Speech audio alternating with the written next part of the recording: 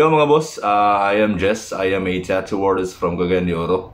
And today's video, I am going to make a reaction video of a certain post or article by Tawag Ani nga nabasa na ako.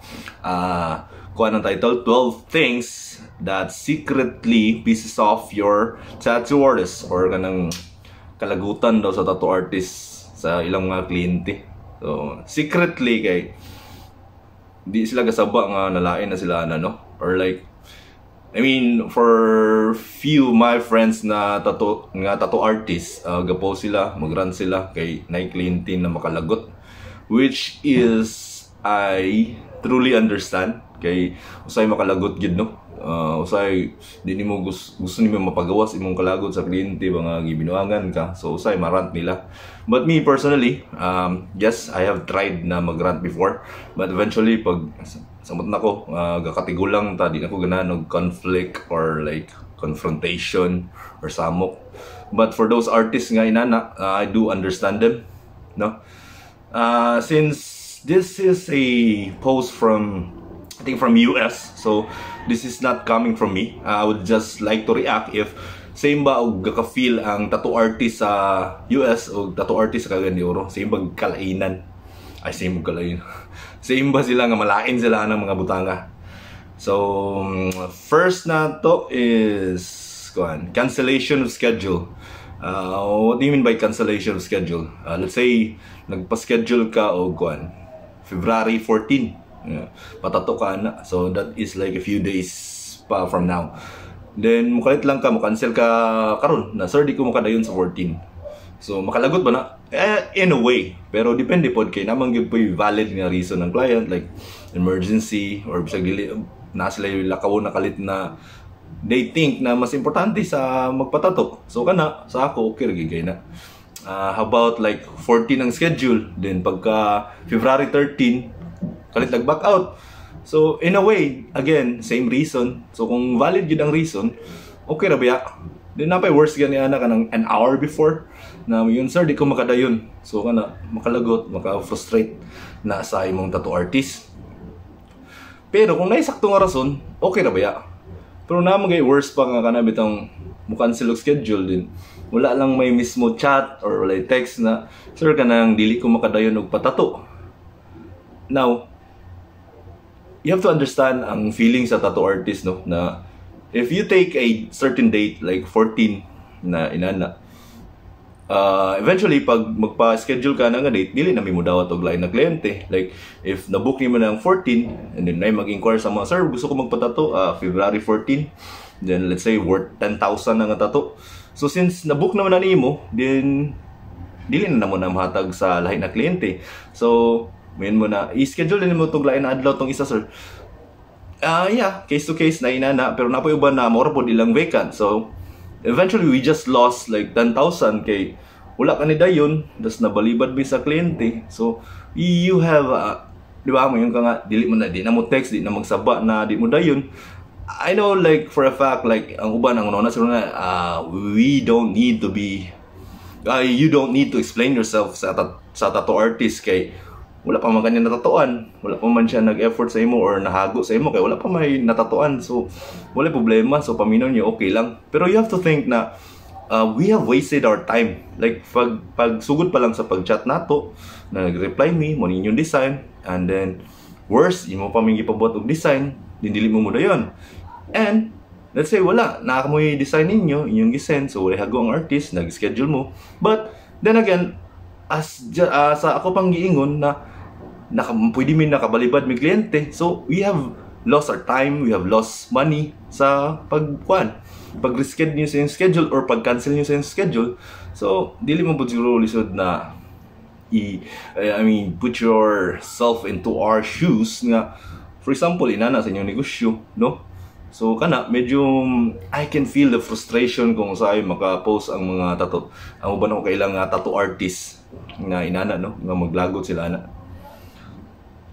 But again, it depends sa imong reason. And next is not knowing what you want.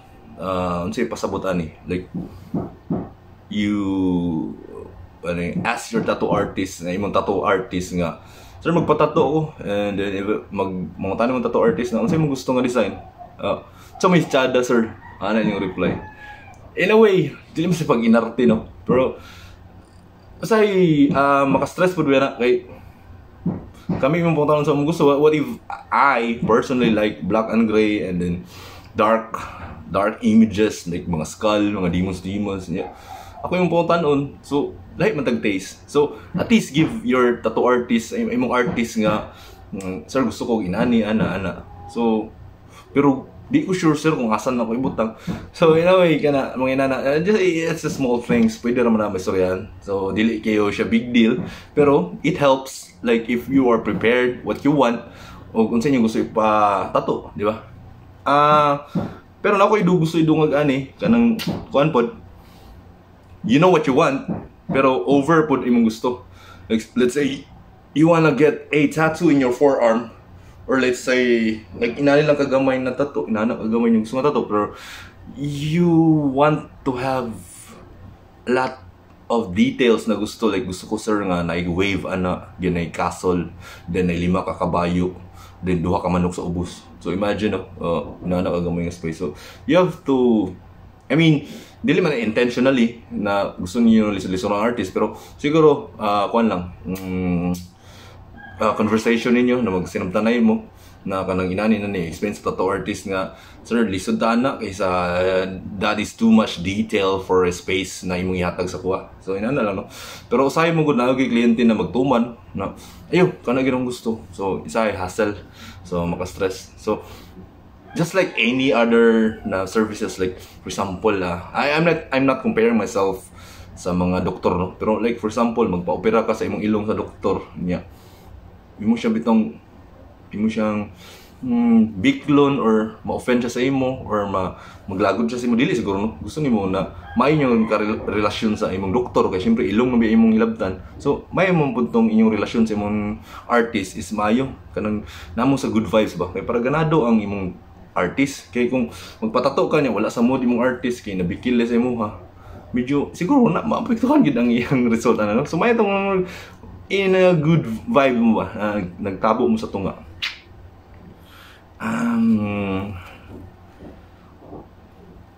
Openly disapproving of the tattoo cost. So kanang presyo kanay murag nana naagi ni siya nga same siguro gyapon na diri no. Like for me personally, I think I have a different price range sa uban nga artist. Like I can be more expensive compared sa uban na artist, pero I can also be cheap compared sa uban na artist. So di pa sabot na mahal ko sa ilang pananaw, pero sa uban pod na artist barato ra pod ko no. Di pa sabot ako ana.